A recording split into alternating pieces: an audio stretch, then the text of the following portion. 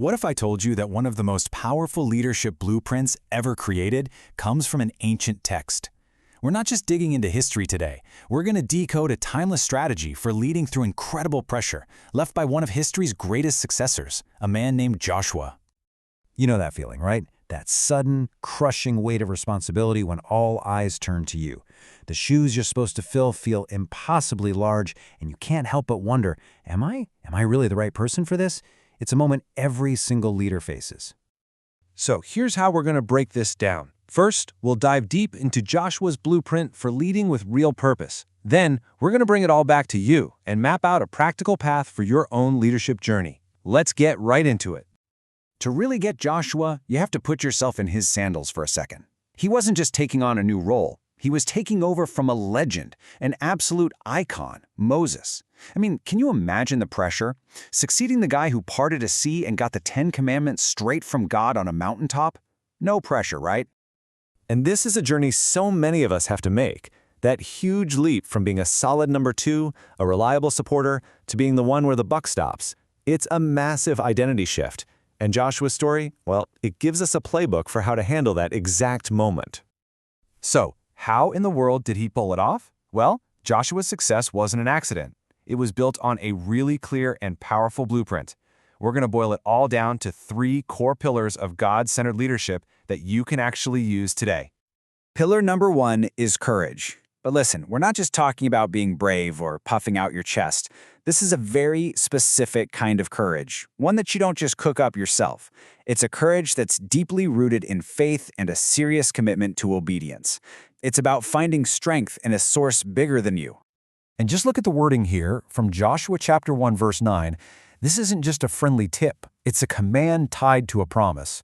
Be strong and courageous because the Lord your God is with you. The courage is the result of the promise. This gets repeated over and over, hammering the point home. Joshua's confidence wasn't in his own resume, but in God's presence. But here's the catch. That courage demands obedience. The story of their first battle at Ai is a really tough but powerful lesson. Israel gets defeated not by a stronger army, but because one guy, Achan, directly disobeyed a command from God. It's a masterclass in a critical leadership lesson. A single breakdown in integrity, even a hidden one, can sink the entire mission.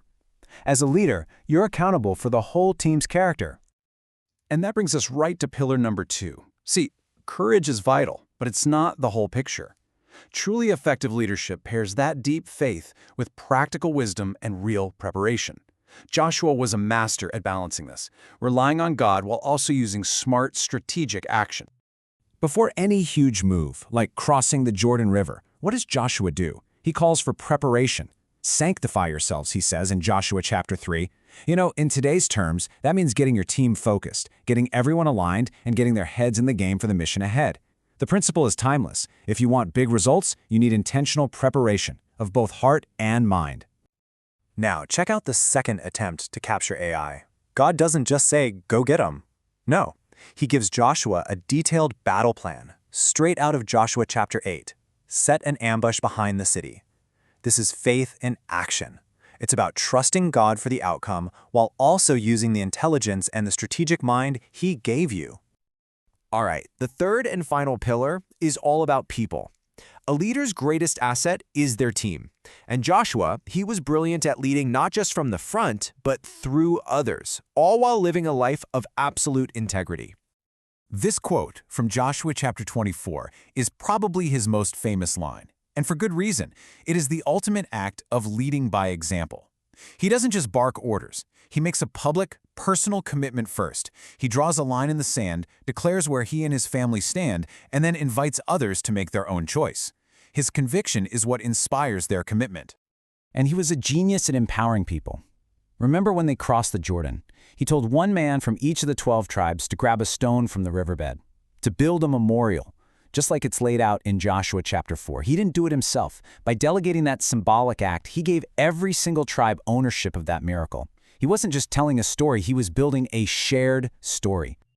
Okay, so we've got Joshua's blueprint. Now let's get real. How do you actually apply this stuff? Let's pivot from his story directly to your story. This is about mapping your own disciplined ascent into the leader you're meant to be. First things first, we have to check our motives. Is your leadership driven by ambition, what you can get from it? Or is it a calling, what you can give through it? See, ambition is all about you. A calling is all about service. And that one little distinction, it changes absolutely everything. So once you've settled that it's a calling, the path starts to become clear. It's a sequence. It begins on the inside, confirming your purpose. Then you build the foundation, learning, growing, and shaping your character. And only then do you move outward, to really get the mission, to get ready for the responsibility, and then to lead with humility every single day. And this is just so important to get. This ascent into leadership, it isn't some mad dash for power. It starts quietly, with clarity. It's built piece by piece with the substance of your character. And it's sustained, not by pride, but by a deep humility, that understanding that leadership is something you're entrusted with, not something you own. Okay, let's bring this all home. We've looked at Joshua's blueprint, and we've looked at your personal ascent. The real magic happens when we unify these two things, creating one powerful current of purposeful leadership. Ultimately, this is the takeaway. It's not enough to just be inspired by Joshua's story. And it's not enough to just follow some 5-step leadership program.